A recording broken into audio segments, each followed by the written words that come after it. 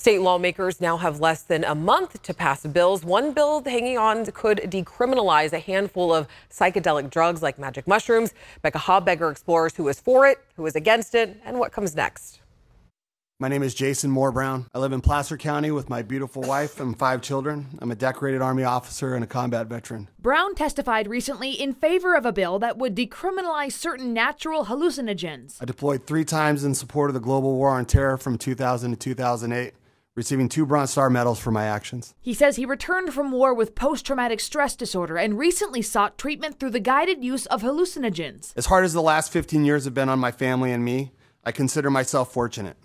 Many of my brothers and sisters have succumbed to the darkness, never having found the therapeutic benefit of the plant medicines this bill will decriminalize. But this bill drew emotional testimony on both sides. I've personally experienced the devastating consequences of psilocybin and believe it would be dangerous and irresponsible to allow their unregulated recreational and widespread use. Lisa Hudson is a Bay Area mom whose 16-year-old son died in 2020 after he took magic mushrooms and, while hallucinating, ran off the family's deck. Shane was a vibrant and ambitious young man with a bright future ahead of him, but his experimentation with psychedelic drugs led to his untimely death. She's part of a group called the Coalition for Psychedelic Safety and Education. They say they're not totally against the decriminalization of these substances, but they say this bill goes too far, too fast, with not enough safety regulations. California should lead in decriminalizing the possession and use of these substances. The bill's author, Democratic State Senator Scott Wiener of San Francisco, says SB 58 would decriminalize personal possession and use of 5 non-synthetic hallucinogens: Psilocybin, psilocin, DMT, mescaline,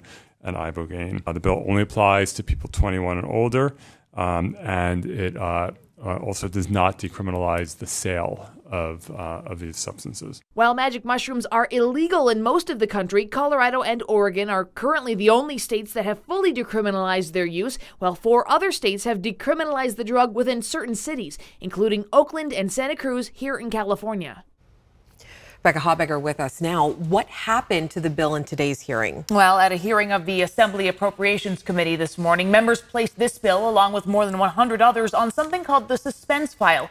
Now, we'll learn in another hearing in coming weeks whether those suspense file bills continue on in the legislative process or are dead for the session. Now, Senator Wiener proposed a similar bill in 2021, but it died in the legislative process. And now, Alex, the senator cites a new study from UC Berkeley. It shows 61% of registered voters in the U.S. support legalizing regulated therapeutic access to psychedelics, and 49% support removing criminal penalties for personal use and possession, which is what this bill would do.